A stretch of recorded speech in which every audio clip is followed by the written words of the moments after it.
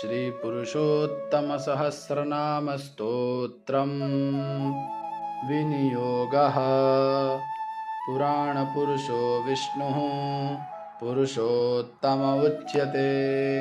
नाम्नां सहस्रं वक्ष्यामि तस्य भागवतोद्धृतम्। यस्य प्रसादाद्वागीशाः प्रजेशा विभवोन्नताः क्षुद्रा अपि भवन्त्याशु श्रीकृष्णं तं नतोऽस्म्यहम्। अनन्ता एव कृष्णस्य लीलानामप्रवर्तिकाः उक्ता भागवते गुहा प्रकटा अपि कुत्रचित्। अतस्तानि प्रवक्ष्यामि नामानि मुरवैरिणः। सहस्रं यैस्तु पठितैः पठितं स्याच्छुकामृतम्। कृष्णनामसहस्रस्य ऋषिरग्निर्निरूपितः। गायत्री च तथा छन्दो देवता पुरुषोत्तमः। विनियोगः समस्तेषु पुरुषार्थेषु वैमतः। बीजं भक्तप्रियः शक्तिः सत्त्ववा उच्यते हरिः। भक्तोद्धरणयत्नस्तु मन्त्रोऽत्र परमो मतः। अवतारितभक्तांशः कीलकं परिकीर्तितम्। अस्त्रं सर्वसमर्थश्च गोविन्दः कवचं मतम्। पुरुषो ध्यानमत्रोक्तः सिद्धिः शरणसंस्मृतिः। श्रीकृष्णः सच्चिदानन्दो नित्यलीलाविनोदकृते। सर्वागमविनोदी च लक्ष्मीशः पुरुषोत्तमः। आदिकालः सर्वकालः कालात्मा माययावृतः। भक्तोद्धारप्रयत्नात्मा जगत्कर्ता जगन्मयः। नामलीलापरो विष्णुः व्यासात्मा शुकमोक्षदः। व्यापि वैकुण्ठदाता च श्रीमद्भागवतागमः। शुकवागमृताब्धीन्दुः शौनकाद्यखिलेष्टदः। भक्तिप्रवर्तकस्त्राता व्यासचिन्ताविनाशकः। सर्वसिद्धान्तवागात्मा नारदाद्यखिलेष्टदः। अन्तरात्मा ध्यानगम्यो भक्तिरत्नप्रदायकः। मुक्तोपसृभ्यः पूर्णात्मा मुक्तानां रतिवर्धनः। भक्तकार्यैकनिरतो द्रोण्यस्त्रविनिवारकः। भक्तस्मयप्रणेता च भक्तवाक्परिपालकः। ब्रह्मण्यदेवो धर्मात्मा भक्तानां च परीक्षकः। आसन्नहितकर्ता च मायाहितकरः प्रभुः। उत्तराप्राणदाता च ब्रह्मास्त्रविनिवारकः। सर्वतः पाणवपतिः परीक्षिच्छुद्धिकारणम्। गुहात्मा सर्ववेदेषु भक्तैकहृदयङ्गमः। कुन्तीस्तुत्यः प्रसन्नात्मा परमाद्भुतकार्यकृते। भीष्ममुक्तिप्रदस्वामी भक्तमोहनिवारकः। सर्वावस्थासु संसेव्यः समः सुखहितप्रदः। कृतकृत्यः सर्वसाक्षी भक्तस्त्रीरतिवर्धनः। सर्वसौभाग्यनिलयः परमाश्चर्यरूपधृके। अनन्यपुरुषस्वामी द्वारका भाग्यभाजनम्। बीजसंस्कारकर्ता च परीक्षिज्जानपोषकः। सर्वत्र पूर्णगुणकः सर्वभूषणभूषितः। सर्वलक्षणदाता च धृतराष्ट्रविमुक्तिदः। सन्मार्गरक्षको नित्यं विदुरप्रीतिपूरकः। लीलाव्यामोहकर्ता च कालधर्मप्रवर्तकः। पाणवानां मोक्षदाता परीक्षिद्भाग्यवर्धनः। कलिनिग्रहकर्ता च धर्मादीनां च पोषकः। सत्सङ्गजानहेतुश्च श्रीभागवतकारणम्। प्राकृतादृष्टमार्गश्च श्रोतव्यः सकलागमैः। कीर्तितव्यश्शुद्धभावैः स्मर्तव्यश्चात्मवित्तमैः अनेकमार्गकर्ता च नानाविधगतिप्रदः पुरुषः सकलाधारः सत्त्वैकनिलयात्मभूः सर्वध्येयो योगगम्यो भक्त्याग्राह्यः सुरप्रियः जन्मादिसार्थककृतिः लीलाकर्तापतिः सताम् आदिकर्ता तत्त्वकर्ता सर्वकर्ता विशारदः नानावतारकर्ता च ब्रह्माविर्भावकारणम् दशलीलाविनोदी च नानासृष्टिप्रवर्तकः अनेककल्पकर्ता च सर्वदोषविवर्जितः वैराग्यहेतुस्तीर्थात्मा सर्वतीर्थफलप्रदः तीर्थशुद्धैकनिलयः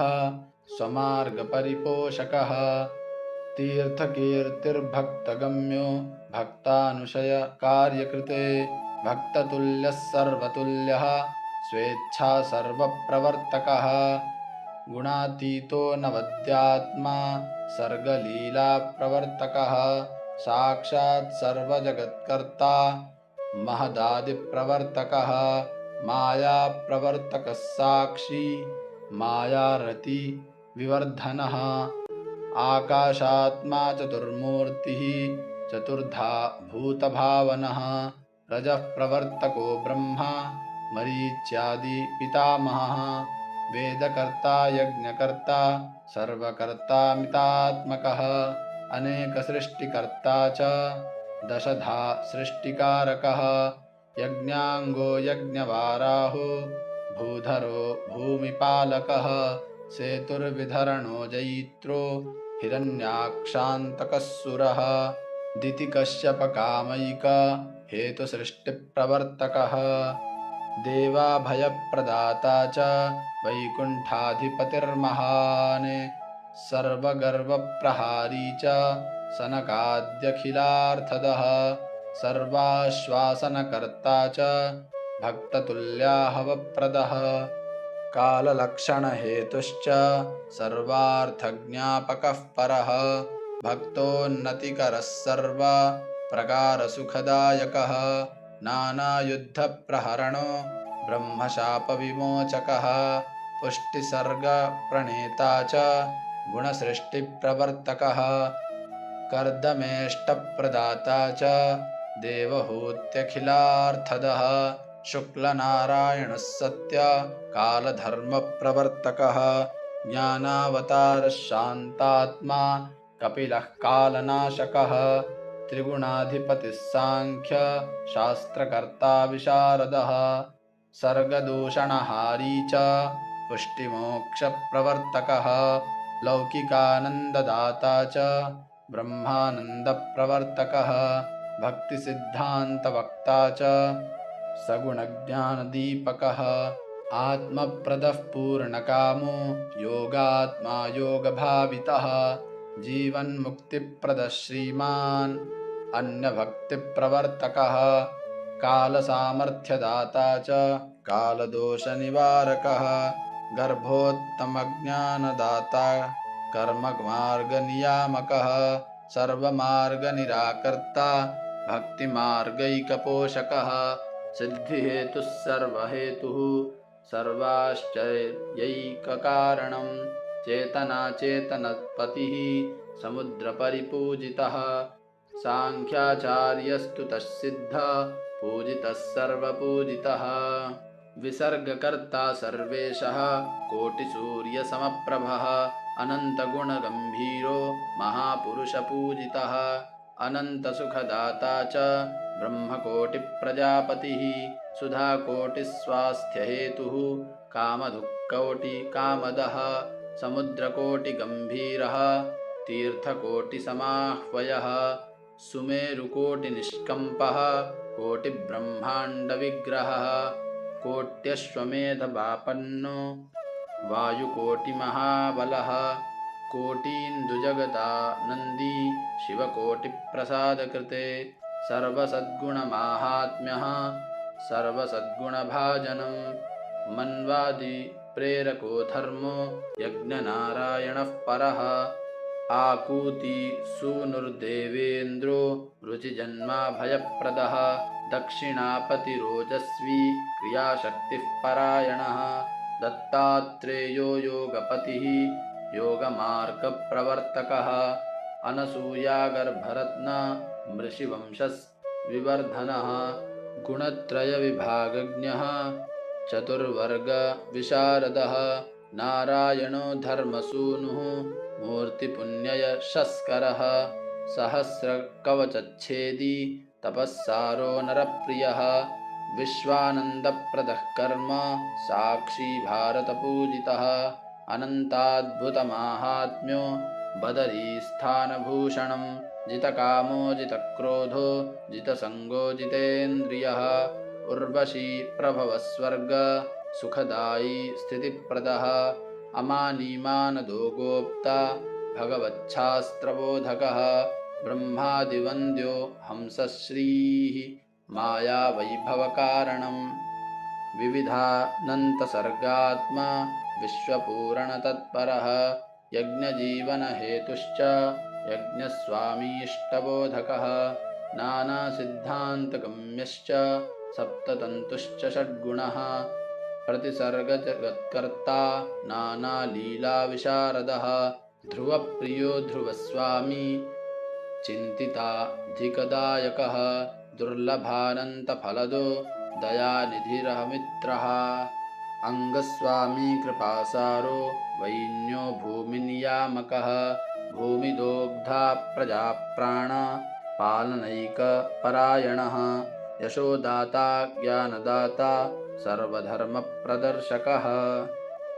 पुरञ्जनो जगन्मित्रं विसर्गान्तप्रदर्शकः प्रचेतसां पतिश्चित्र भक्तिहेतुजनार्दनः स्मृतिहेतुब्रह्मभाव सायुज्यादिप्रदः शुभः विजयी स्थितिलीलाब्धि रच्युतो विजयप्रदः स्वसामर्थ्यप्रदो भक्त कीर्तिहेतुरधोक्षजः प्रियव्रतप्रियस्वामी स्वेच्छावादविशारदः संयगम्यस्वप्रकाशः सर्वसङ्गविवर्जितः इच्छायां च समर्दादस्त्यागमात्रोपलम्भनः अचिन्त्यकार्यकर्ता च तर्कागोचरकार्यकृते शृङ्गाररसमर्यादा आग्निध्ररसभाजनं नाभीष्टपूरकः कर्म मर्यादा दर्शनोत्सुकः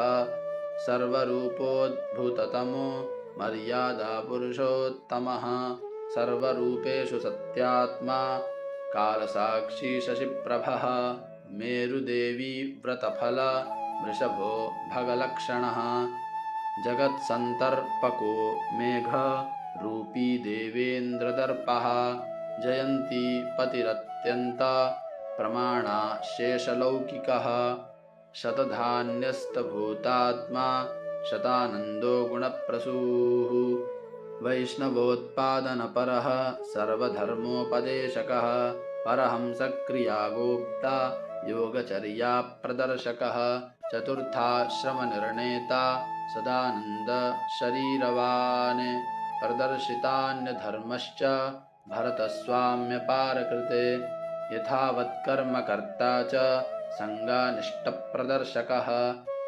आवश्यकपुनर्जन्म कर्ममार्गप्रदर्शकः यज्ञरूपमृगशान्तः सहिष्णुः सत्पराक्रमः रहुगणगतिज्ञश्च रहुगणविमोचकः अवाटवीतत्त्ववक्ता बहिर्मुखहिते रतः गयस्वामी स्थानवंश कर्ता स्थानविभेदकृते पुरुषावयवो भूमि विशेष विनिरूपकः जम्बूद्वीपपतिर्मेरु नाभिपद्मरुहाश्रयः नानाविभूतिलीलाढ्यो गङ्गोत्पत्तिनिदानकृते गङ्गामाहात्म्यहेतुश्च गङ्गारूपोऽधिगूढकृते वैकुण्ठदेह हेत्वम्बु जन्मकृत सर्वपावनः शिवस्वामी शिवोपास्यो गूढः सङ्कर्षणात्मकः स्थानरक्षार्थ मत्स्यादि रूपः सर्वैकपूजितः उपास्य नानारूपात्मा ज्योतिरूपो गतिप्रदः सूर्यनारायणो वेद कान्तिरुज्ज्वलवेशधृके हंसोऽन्तरिक्षगमनः सर्वप्रसवकारणम् आनन्दकर्ता वसुधो बुधो वाक्पतिरुज्ज्वलः कालात्मा कालकालश्च कालच्छेद कृदुत्तमः शिशुमारः सर्वमूर्तिः आदिदैवी करूपधृके अनन्तसुखभोगाढ्यो विवरैश्वर्यभाजनं सङ्कर्षणो दैत्यपतिः सर्वाधारो बृहद्वपुः अनन्तनरकच्छेदी स्मृतिमात्रार्तिनाशनः सर्वानुग्रहकर्ता च मर्यादाभिन्नशास्त्रकृते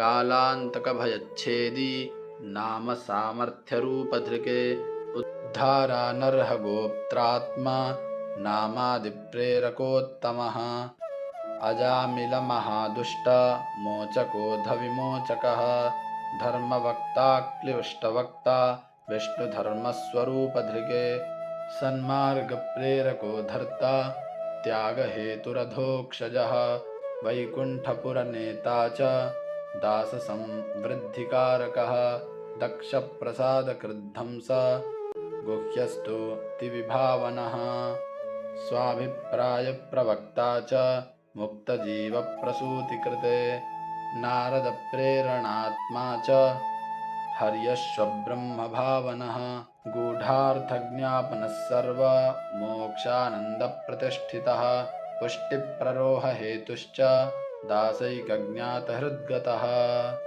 शान्तिकर्ता सुहृत्कर्ता स्त्रीप्रसूः सर्वकामधुके पुष्टिवंशप्रणेता च विश्वरूपेष्टदेवता कवचात्मा पालनात्मा वर्मोपचितिकारणं विश्वरूपशिरच्छेदी त्वाष्ट्रयज्ञविनाशकः वृत्रस्वामी वृत्रगम्यो वृत्रव्रतपरायणः वृत्रकीर्तिवृत्रमोक्षो मघवत्प्राणरक्षकः अश्वमेधः विर्भोक्ता देवेन्द्रमीवनाशकः संसारमोचकश्चित्र केतुबोधनतत्परः मन्त्रसिद्धिस्सिद्धिहेतुः सुसिद्धिफलदायकः महादेवति रिस्कर्ता भक्तिपूर्वार्थनाशकः देवब्राह्मणविद्वेष वैमुख्यज्ञापकः शिवः